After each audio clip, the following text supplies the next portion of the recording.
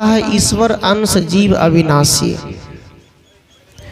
कहा गया कि ये आत्मा ईश्वर का अभिन्न अंश है।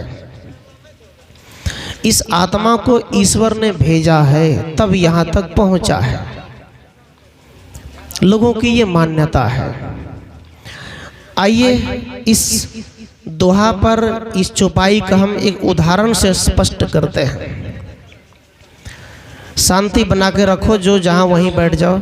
ठंडी का मौसम है तो कोई बात नहीं, एक ही जगह बैठो सब। भगवान गौतम बुद्ध अपने घर से, राजमहल से निकला कहाँ? साधना के लिए।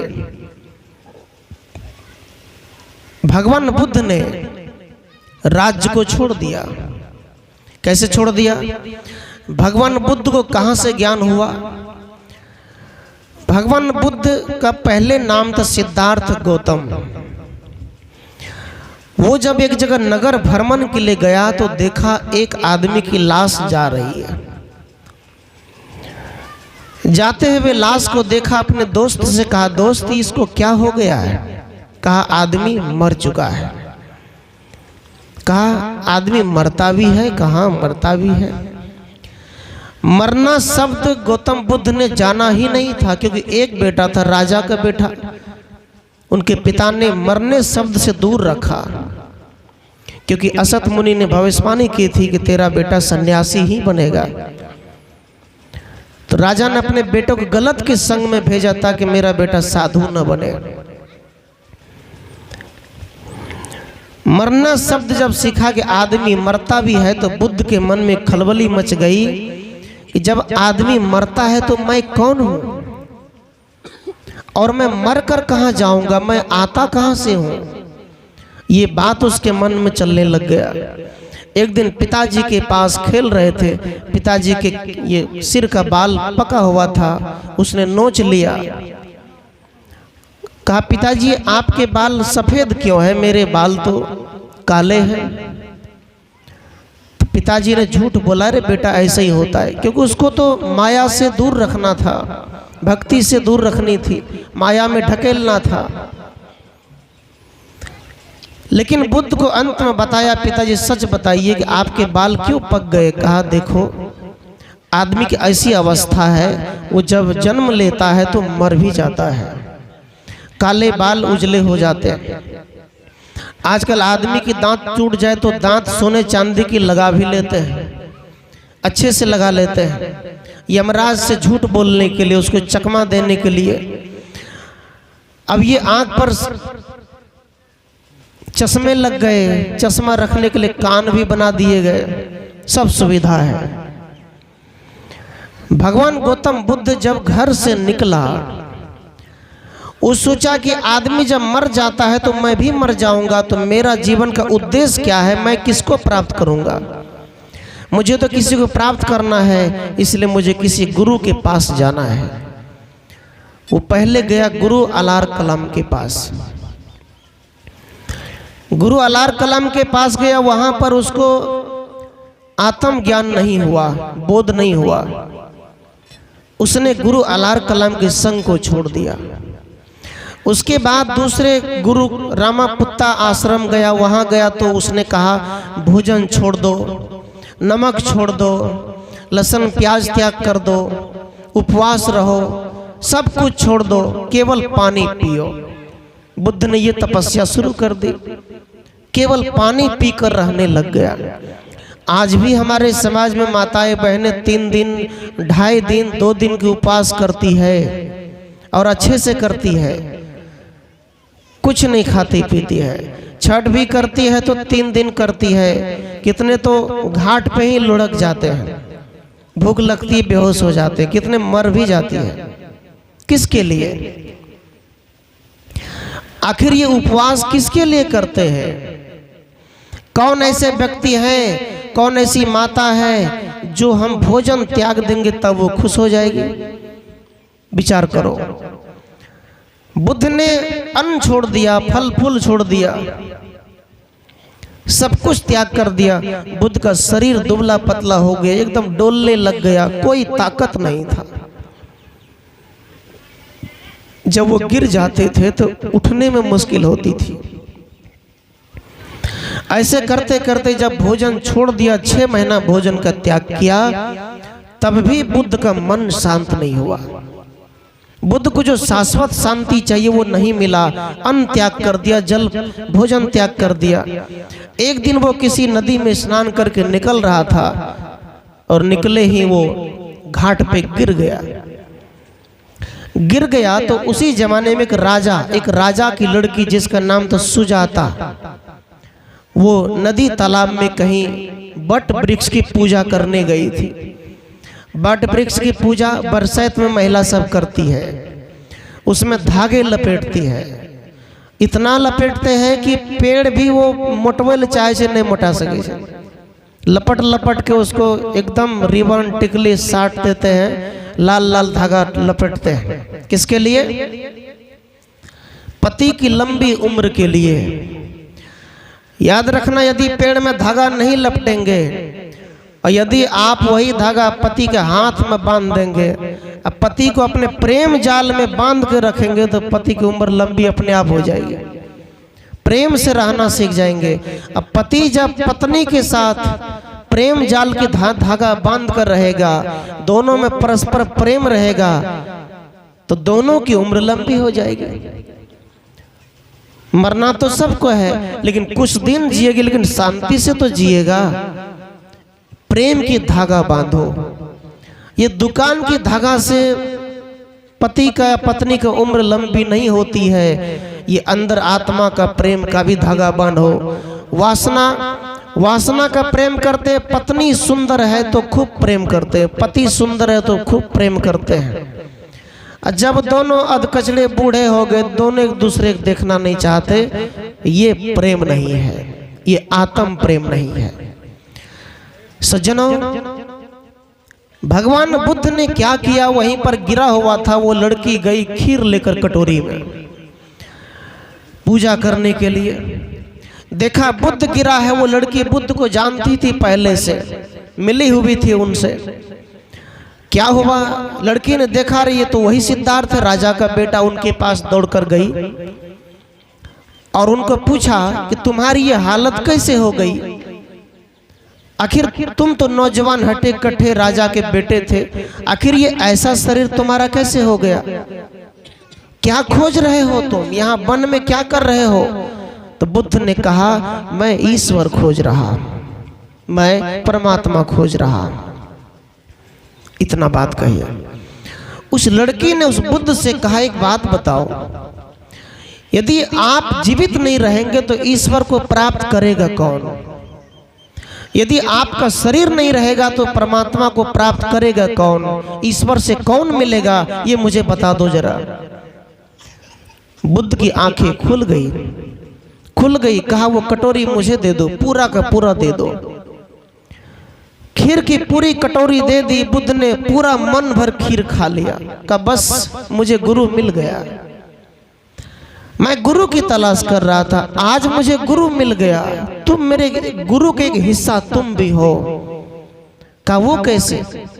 कहा, किसी ने कहा भोजन छोड़ दो, पानी छोड़ दो, कुछ मत खाओ, उपवास रहो, ध्यान में बैठे रहो। बुद्ध ने कहा, मैं सब कुछ कर लिया, मुझे आज तक ईश्वर का दर्शन नहीं हुआ। मेरा मन अंदर से दुखी, जब भी मैं ध्यान करूं तो पेट को भोजन चाहिए, तो पेट में भोजन नहीं तो मन कैसे लगेगा? लेकिन मैं उस पाखंडियों के चक्कर में आकर कहां नहीं भटका, लेकिन आज मुझे तुमने मेरी आंखें खोल दी। और उसी दिन बुद्ध जो है गया एक बोधि वृक्ष के पास, जो पटना में पड़ता है, बोधि वृक्ष जो नालंदा विश्वविद्यालय, जहाँ बुद्ध का स्तंभ है। आज भी पूरे भारत धरती को यदि लोग खोद रहे हैं तो बुद्ध की ही मूर्ति मिल रही है।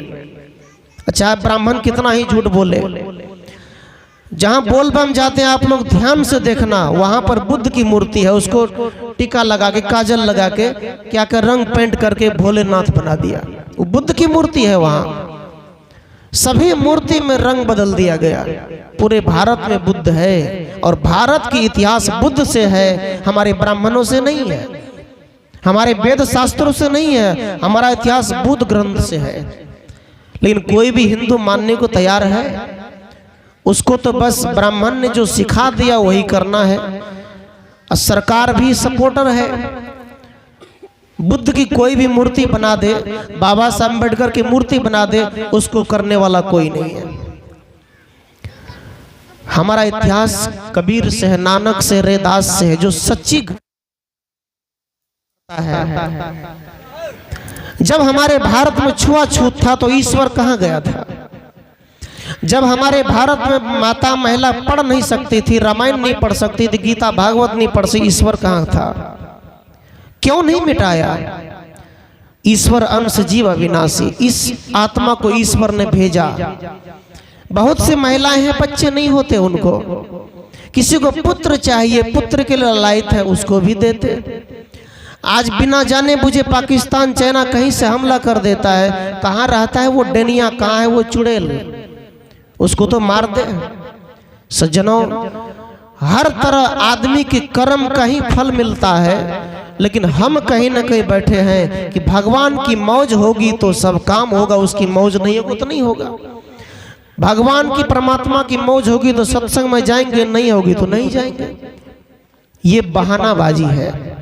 कौन मौज करेगा? तुम अपनी मौज में चलो, उठो द्वार से, सत्संग में आकर बैठो। कौन मौज करेगा? कौन कृपा करेगा? अपनी कृपा अपना ही बरसाओ, गुरु के शरण आओ। ईश्वर अंश, ईश्वर तो आत्मा तो ईश्वर का अंश है। अंश है टुकड़ा, टुकड़ा को अंश कहा जाता है।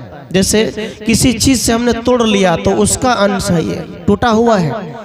जब उसका अंश टूटा हुआ तो अविनाशी नहीं हो सकता है, वो तो मरेगा ही। इसका मतलब कि आत्मा की भी मृत्यु होगी, आत्मा भी मरेंगी। लेकिन ऐसा तो नहीं होता, शरीर मरता है, आत्माएं नहीं मरती है। आत्मा अपने कर्म के अनुसार चला जाता है। लेकिन इस कर्म बंधन को काटेंगे कैसे? आपको 10 रुपया दिया और आपको कहा मैंने कि जाओ बिस्कुट लेकर आओ। आप दुकान गए, आपने अंडा खरीद कर ले आया, तो मैं क्या कहूँगा? अरे ये नहीं चाहिए, बिस्कुट लेकर आओ। दोबारा भेजा, फिर भूल गए, बिस्कुट की जगह अंडा लेकर आ गए। जब अंडा लेकर आए तो फिर गए। जब इस बार भेजे तो होश में गए, याद करते हुए बिस्कुट लेना है, बिस्कुट लेना है। और जब बिस्कुट खरीद कर आ गए, आपको दोबारा भेजेंगे? फिर से नहीं भेजेंगे, क्योंकि सही सामान आया है। इसी प्रकार ये हम सबको मानव जीवन मिला हुआ है, मानव का जीवन। और मानव के जीवन में आकर के जैसे लोग गेहूं को तावा में भूज कर खेत में बोएगा तो गाछ कभी आएगा? नहीं आएगा, वो दोबारा जन्म नहीं लेगा। इसी प्रकार कबीर साहब कहते हैं कि ये मनुष्य का जो जीवन है, भक्ति की तावा में भूंज दो, कर्म वासना को जला डालो, फिर मनुष्य का जन्म क्यों होगा? पुनरभ जन्म पुनरभ मरणम, फिर पुनः क्यों जन्म धारण करेंगे? फिर तो मुक्त दशा में है।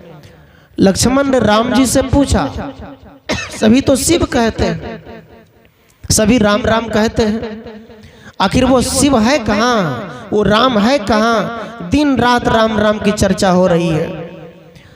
एक भाई ने राम धुनी का मंत्र 48 घंटा करवाया। एक साधु उस दर से जा रहे थे, साधु उस द्वार पे चला गया। साधु को खुशी हुई कि मेरे राम जी की पाठ हो रहा है। साधु गया, कठोत में पानी लाया, चरण धोया। चरण धोने के बाद पूछा कि किस खुशी में हो रहा है? उसने कहा कि हम सब बहुत भाई हैं, कुछ भाई से मेरा केस चल रहा है जमीन के विवाद में, और जमीन के विवाद में मैंने ये कबला किया था कि जिस दिन हमारी जीत हो जाएगी उस दिन हम 48 घंटे का रामधुनी का पाठ करवाएंगे। ये उसी खुशी में हो रहा है। साधु ने कहा, अरे पापी आदमी, तूने मेरे चरण पर पानी क्यों डाल दिया? मैं भी तो अछूत हो गया।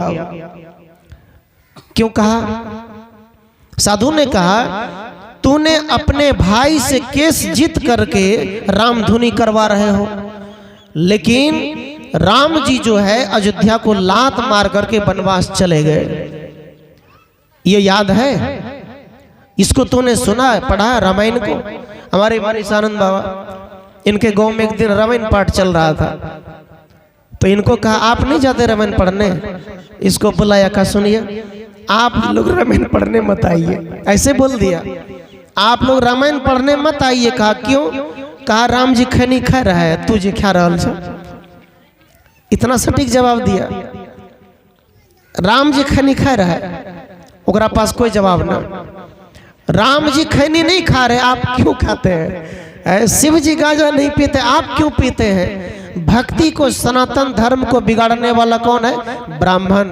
अरे कबीर ने तो भक्ति को बचा लिया, संत रविदास ने भक्ति को बचा लिया। वो कहा मन चंगा तो कठोत में गंगा, कहा गंगा मत जाओ, मन तन पवित्र है, घर पवित्र है, सब परिवार खुश मंगलमय है, तो घर में गंगा है, कल का पानी ही गंगा है, क्यों जाते हो बाहर?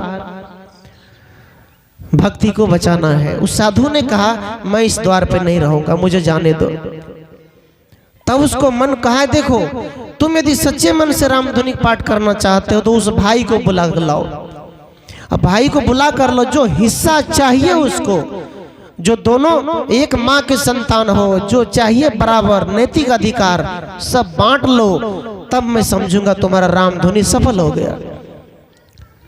तब वो भाई को बुलाया, कहा भी माफी मांगो, तब तो मैं बैठूंगा, जो चाहिए दो उसको। दोनों भाई फिर मिल गए, अच्छे से रह गए, हो गई राम की पाठ। हुआ कि नहीं? साहब कहते कलयुग बैठा मार कुंडली, जाऊं तो जहां काऊं जाऊं कहां, अब हर घर में रावण बैठा, इतने राम कहां से लाऊं। हर घर में कुंडली मार कर बैठा है, कौन? रावण। फुफकार मारता है समय समय पर, घमंड और अहंकार की फुफकार मारता है। इसलिए सज्जनों, तो बुद्ध ने क्या कहा? मैं ईश्वर को प्राप्त करूंगा। जब वो वृक्ष के पास बैठा तो वृक्ष के पास ध्यान में बैठा, ऐसे हाथ ऐसे करके ध्यान में बैठा, तो पीपल का पत्ता उसके हाथ में गिरा और आंखें खोला और हाथ को देखा, और हाथ को देखकर कहता है कि सारा प्रश्न मेरे हाथ में है और कहीं नहीं है। मेरे जीवन का समाधान, मैं जिस शांति की तलाश में जा रहा था, जिस ईश्वर की तलाश में जा रहा था, वो तो मेरे हाथ में, वो तो मैं हूँ। मेरे से अलावा कौन है? मैं उससे मिलूंगा, मैं मरूंगा तो ईश्वर से मिलूंगा। कितने लोग मिल चुके हैं बताइए, और कितने लोग आपको मिला चुका है वो भी बताइए।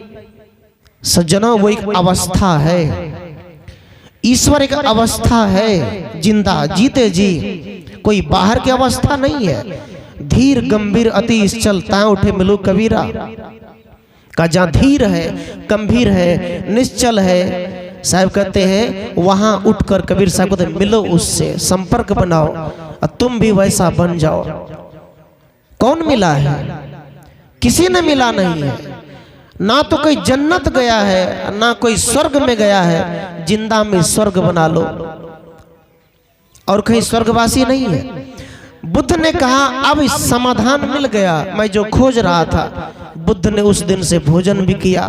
तो उसका दूसरे मत का लोग, उसी साथी जो भोजन त्याग कर दिया, वो क्या कहता है? बुद्ध पथ भ्रष्ट हो गया, एक कुमारी लड़की से खीर खा लिया और उसका जीवन नरक में चला गया।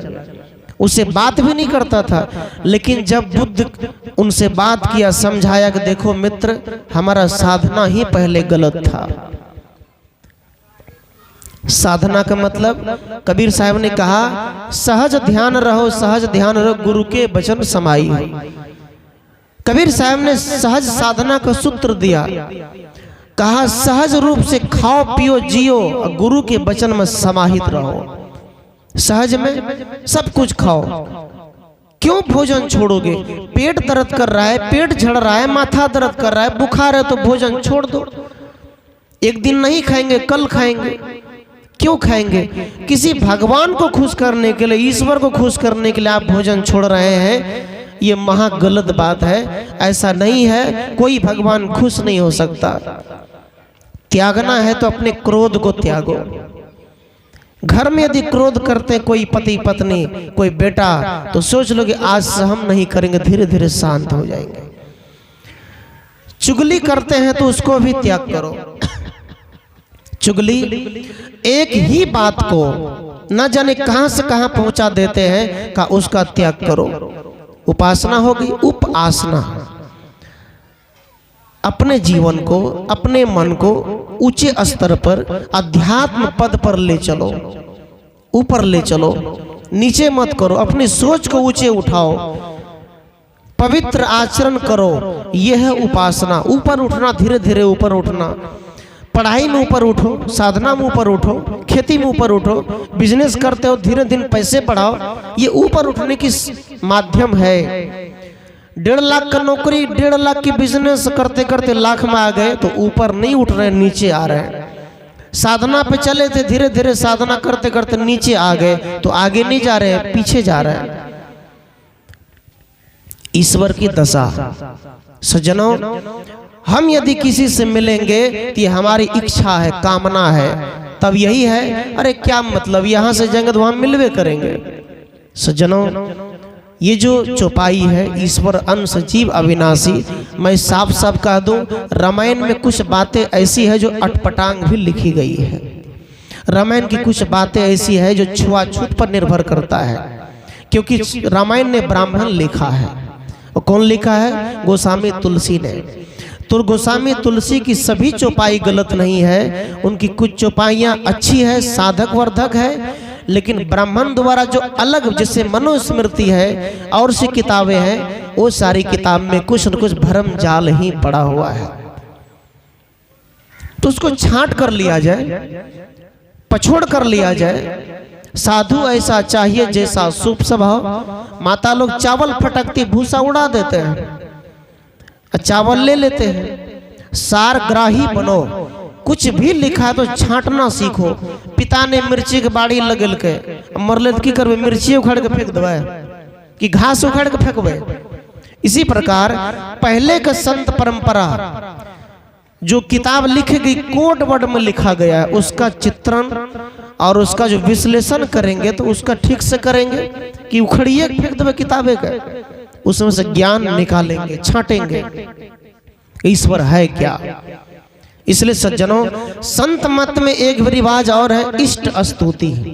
ईश स्तुति ऐसा बोलते हैं, इष्ट स्तुति।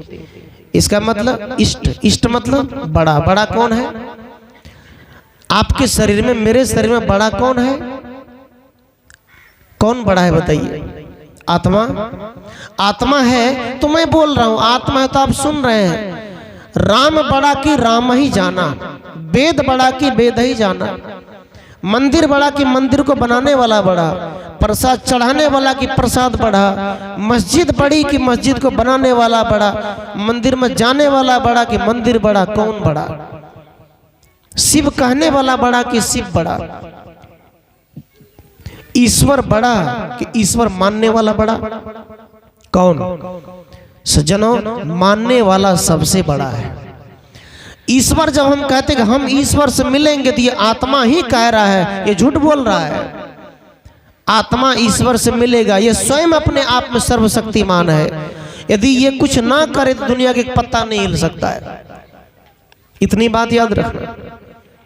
अगर मनुष्य दुनिया में किसान कुछ ना करे तो पूरी दुनिया भूखे मर जाएंगे। कोई देगा एक गिलास पानी? कोरोना वायरस में सभी मंदिरों में ताले लग गए, कोई भगवान आया बचाने? वहां कौन आया? डॉक्टर आया, सरकारें आई, मनुष्य आया, वहां कौन आया? सज्जनों, यहां कहने का भाव है, हम जो भी कुछ करते हैं हम ही करते हैं और हम ही भरते हैं, दूसरा कोई नहीं, तीसरा कोई नहीं। इसलिए ईश्वर अंश जीव अविनाशी जब हम कहते हैं कि हमको कहीं मिलना है जाकर किसी धाम में, ये गलत बात है। कहीं मिलना नहीं है, अपने आप में समा जाओ, अपने आप में लौट जाओ, अपने आप में केंद्रित हो जाओ, स्थिर हो जाओ, शांत हो जाओ। शांति ही सतलोक की दशा है, शांति ही ईश्वर की दशा है। इष्ट स्तुति। बड़ा कौन है? आत्मा है। हम किसका स्तुति करते हैं? गुरु महाराज का। गुरु महाराज के जो चेतन आत्मा थे, उन्होंने अपने चिंतन, कर्म, मन, वचन से ग्रंथ लिखा, किताब लिखी, और उसको हम गुणगान करते हैं तो इष्ट हो गया। बड़े कर्म करने वाले महापुरुष की स्तुति गाना ही इष्ट स्तुति है, कोई दूसरा ईश्वर नहीं है। कबीर के नजर में बाहर का भगवान, बाहर का ईश्वर, कर्म जाल, ये सब हंसने वाले मजाक है। कबीर की नजर में जनता जनार्दन और अपने आप में जो है वही ईश्वर है, कोई दूसरा नहीं है। कबीर साहब से पूछा गांव के लोगों ने जाकर, हे कबीर साहब, आप कबीर पंथ के रीति रिवाज है आपका, लेकिन आपका मत किसी से मिलता क्यों नहीं है? दुनिया में जितने मत है सबका तो मिलता है, आपका क्यों नहीं मिलता? क्या कारण है? कबीर साहब ने कहा, मैं कहता आखन की देखी, तू कहता कागज की लेखी। कबीर साहब ने कहा, मैं आंख से देखता हूं कि कबीर तेरी जगत में उल्टी देखी रीत, अब पापी मिलकर राज करे साधु मांगे भीख। कबीर साहब कहते हैं, मैंने दुनिया के लोगों के रीति रिवाज नियम उल्टा देखा। बताओ तेरा और मेरा मन कैसे एक होगा? मैं तो आंख से देखता हूं कि आदमी जन्म लिया मर गया, एक मंदिर को बनाने वाला आदमी पूजा करते करते मर गया, मैं तो देखा। सज्जनों, कबीर साहब ने कहा, कबीरा तेरी जगत में उल्टी रीत क्या है? उल्टी रीत का मतलब है, आज आदमी जितने हिंदू परंपरा है वो हिंदू रीति रिवाज को मानता नहीं है, वो ब्राह्मण रिवाज को मानता है। कैसे मानता है? कहा, मंदिर में पूजा करे घर में कले कलेश, बाप तो बोझा लगे पत्थर लगे गणेश। बाप और माँ बोझा लगता है और पत्थर गणेश लगता है कि सबसे बड़ा भगवान वही है। अंधे को आंख देख, घोड़ीन को काया, निर्धन को धन दे, निर्बल को माया। कबीर साहब कहते कि वो आदमी गणेश के सामने जाकर कहता कि हे गणेश, अंधे व्यक्ति को आंख दे दो, जिसको धन नहीं है धन दे दो, और जिसको शरीर में बल नहीं है सब कुछ सर्वशक्तिमान कर दो। कैसे होगा? आंख देगा डॉक्टर, यदि जन्म से खराब है तो अलग बात है, यदि कोई गड़बड़ी है तो डॉक्टर देगा, ठीक करेगा, साफ करेगा, चश्मा देगा, लाइन्स लगा देगा, लेकिन कोई भगवान इसका उपचार नहीं करेगा। लेकिन अंदर की आंख जो है, विवेक की आंख जो है, ये सदगुरु देगा। आदमी हमारे सूरदास जो है, इसको आंख नहीं है, लेकिन वो कैसे जानता कि इस ताल में बजेगा? उसका आप लोग भजन नहीं सुने, इतना अच्छा भजन गाते हैं, और इसका बेटा नाल बजाते हैं। कल दोनों से गवाएंगे हम, एक एक भजन गाते हैं सूरदास। कैसे गाते हैं? ये कौन सा आंख काम कर रहा है? अंदर की आंख काम कर रहा है। कितने लड़के युवक को पता है कि सरकार ने लिख दिया कि गुटखा खाने से कैंसर होता है, लिखा हुआ है, पढ़ता भी, लेकिन बाहर की आंख से पढ़ता है, भीतर की आंख से नहीं पढ़ता है। जिस दिन वो भीतर की आंख से पढ़ेगा उस दिन वो नहीं खाएगा, गुटखा नहीं खाएगा, शराब नहीं पिएगा। तो सूरदास हमारे अंदर की आंख से पढ़ता है। यह है सदगुरु की आंख, बुद्धि विवेक, यही है ईश्वर की आंख, अर्थात अंदर से वो सोचता है, अंदर से। यह है ईश्वर, अंदर वाला काम कर रहा है, बाहर वाला नहीं, अंदर वाला। बाहर वाला तो दुनिया देखता है, अंदर वाला अंदर से देख करके वो बाहर निकालता है कि तुमको कैसे चलना है। इसलिए सज्जनों, कहीं मत जाओ, कहीं ना भटको, जो जहां जिस गुरु को मानते वो पंथ भी ना छोड़ो। लेकिन एक बात कहूं, यदि आप गोसाई घर में पूजा करते हैं, गहिल मानते हैं, धर्मराज को मानते हैं, कुल देवता को मानते हैं, जिसको भी मानते मानिए, लेकिन एक काम करिए, वहां आसन लगाओ, आसन लगाकर उसको नीप लो, वहां बैठो थोड़ा सा। वो नीपना वो आपकी मर्जी है, क्योंकि आप करते हैं तो मैं बोल भी कैसे दूं, आप तो मान चुके हैं पहले से। वहां बैठो, आसन लगाकर ध्यान करो। ध्यान कैसे करना है, किसका करना है? ध्यान किसी का करना नहीं है। आप नया साधक है, संसारिक लोग तो गुरु का ध्यान करो, साधु हैं तो गुरु का भी ध्यान ना करो, बस भूल जाओ, खो जाओ अपने आप में। साधु यदि गुरु को भी पकड़ के रखा है ध्यान में, तो असली ध्यानी वो नहीं होता है। असली ध्यानी वो होता है ध्यान करते करते करते सब भूल गया, छूट गया, अकेला, हजारों हजारों किलोमीटर कुछ नहीं है, कोई गांव बस्ती नहीं, मैं अकेला हूं, शांत हो जाओ, इस तरह से शांति की दशा है। एक बार एक आदमी को जलाने के लिए जा रहा था, जलाने के लिए उसके द्वार पर साधु चला गया। साधु जब चला गया तो साधु से कहा, बाबा आप बैठिए, मैं एक आदमी को लकड़ी देकर आता हूँ, मर गया, मैं जलाने जा रहा हूँ। तो चल दिया। तो साधु ने उसको पहले, सुनो बेटा सुनो। कहा क्या क्या बोलते हैं? कहा तुम भी आज मर जाओगे।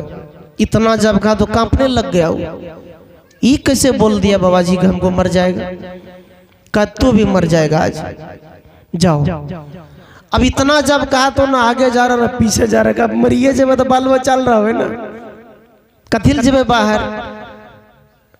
साधु ने कहा नहीं नहीं तुम जाओ ना, कोई बात नहीं तुम जाओ, लेकिन तुम मर जाओगे। तभी वो डरते डरते बेचारा, जब साधु जबरदस्ती भेजा तो जाना पड़ा, चला गया। जब वो चला गया, जाते जाते रास्ता भर में सोच रहा है, उदास भागले पूरा, एकदम उदास, किसी से बात भी नहीं करता था।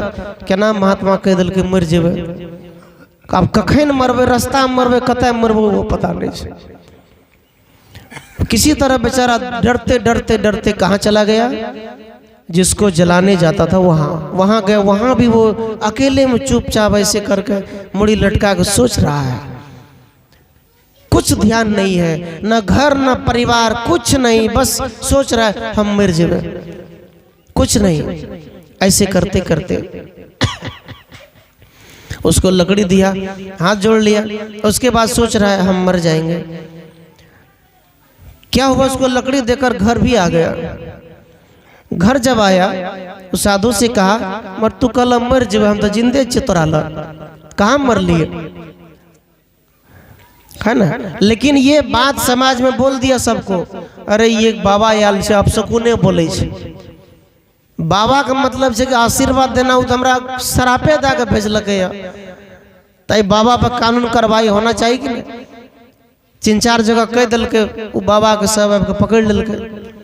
आपने ऐसा क्यों कहा, क्यों कहा है आपने? आप तो संत हैं, आपके मुंह से अशुद्ध वचन क्यों निकला, मरने वाला बात क्यों किया?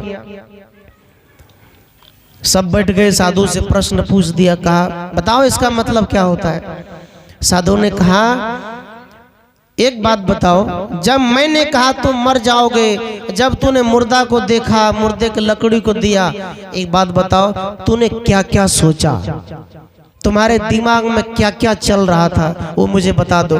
कहा कुछ न, हम तो मर सोचे रही, न घर न परिवार न पति पत्नी कुछ याद नहीं था, हमें बस मौत याद, मौत दिख रहा था। साधु ने कहा बस तू मर गया, यही तो मरना है। कहा यही तो मरना है, जितने समय तूने मुर्दा को देखा तुम्हारा मन मर गया, माया मर गई, आशा तृष्णा कामना मर गई, जब सब मर गया तो तू मर गया। मरा कि नहीं? आजकल आदमी मरता नहीं है, जिंदा में मरो। जिंदा में मरने का मतलब है कुछ न कुछ एक समय ध्यान में जाओ तो वहां मरने की एक्टिंग करो। मरने का एक्टिंग कैसे? वहां सोचो बस कुछ नहीं, अभी मैं हम बस बैठे हैं गुरु के भजन में बैठे हैं, अभी तो मुझे, जब मन ध्यान में भागने लग जाए तो मन को फटकार मारो, कहाँ जा रहे हो? अभी ध्यान का काम कर, ध्यान करना है ना। जैसे आप बेटे को डांटते हैं, अभी काम का समय है तो काम करो, दूसरा बात क्यों बोलते हो? इसी प्रकार मन को डांटो, कभी ध्यान का समय है, ध्यान में बैठे हो, दूसरा क्यों सोचते हो? मन नहीं सोचेगा। साधु ने लोगों को समझाया और उस लोगों को समझ में आ गई अच्छी तरह से, बात सही है। साधु जो कहते हैं उसमें कोई अर्थ छिपा होता है कि वास्तव में मरना इसे कहते हैं, मर जाना। चाहते चलते चलते पग थका नगर रहा नौकोस, अब बीच ही में डेरा पड़ा कहूँ कौन को दोष। कबीर साहब कहते आदमी चलते चलते 80-90 बरस हो गया, भक्ति तो किया नहीं, वहीं मर गया, तो किसका दोष? किसका दोष दोगे? किसी का नहीं, अपना दोष, अपने कर्म का दोष। इसलिए सज्जनों, हमें किसी से मिलना नहीं है, हमें हम स्वयं ईश्वर स्वरूप हैं, आप ईश्वर स्वरूप है, अपने आप को पहचान लो, मैं कौन हूं, कौन हूं मैं। एक गाड़ी में ड्राइवर है, गाड़ी ड्राइवर कहे, गाड़ी कहे कि मैं ही ड्राइवर हूं, ये क्या बात है? उस गाड़ी को ड्राइवर चला रहे हैं। एक मोबाइल में से सिम कार्ड निकाल दो, मोबाइल नहीं चलेगी, बातें नहीं होगी, गाने तो बजेंगे भजन, लेकिन बातें नहीं होंगे। उसकी आत्मा कौन है? मोबाइल की आत्मा कौन है? SIM card. उसको बनाया कौन? आदमी ने। उसमें यंत्र जुड़ा हुआ है, दूरभाष जुड़ा हुआ है। इसी प्रकार इस शरीर का जो है सिम कार्ड कौन है? आत्मा है। ये तो घर है, घर में खूंटा गाड़ दिए रहने वाला कौन है? मनुष्य रूपी आत्मा है, वो तो मेरा घर है, ये शरीर है। सज्जनों, ये आत्मा ही अपने आप में सर्वशक्तिमान है। यही किताब लिखता है, यही नियम बनाता है, यही गलत नियम बनाता है, यही अच्छा नियम बनाता है, अब मिटाता भी यही है, दूसरा कोई नहीं बनाता। इसलिए आत्मा राम की भजन करो, आत्मा राम सर्वोपरि है, और इसको जानने के लिए कुछ करने की आवश्यकता नहीं है। एक साधु के आश्रम में फूल के बगीचा था, साधु ने फूल की बगीचा लगाई, रोज रोज फूल तोड़ लेते थे लोग। तो लोगों ने कहा, महाराज जी आपके आश्रम का फूल तो सब तोड़ते हैं, आप रोकते क्यों नहीं? बोर्ड लगा दो, बिना अनुमति के फूल ना तोड़े, बोर्ड लगा दिया। एक तरफ लिख दिया बिना पूछे फूल ना तोड़ो, दूसरे तरफ बोर्ड खाली है, तो दूसरे तरफ लिखा दिया, महाराज जी कुछ और लिखिए, लिखा दिया। क्या लिखाया? कहा जीते जी जीवन को स्वर्ग बना लो, मरने के बाद कागज पे लिखा जाएगा जिंदा में स्वर्ग बना लो। कितनी बड़ी बात है ये। का जिंदा में जीवन को स्वर्ग बनाओ, जब मरोगे तो किसी न किसी मशीन प्रेस में जाकर तुम लिखोगे फलना बाबू का स्वर्गवास हो गया, और कागज का लिखा हुआ स्वर्ग काम नहीं देगा। जो कागज में लिखा है, कलम से लिखा है, वो स्वर्ग आपको काम नहीं देगा। जीवन में जो लिखा है, मस्तिष्क में लिखा है, आचरण में लिखा है, बोली बानी में लिखा है, ये स्वर्ग काम देगा।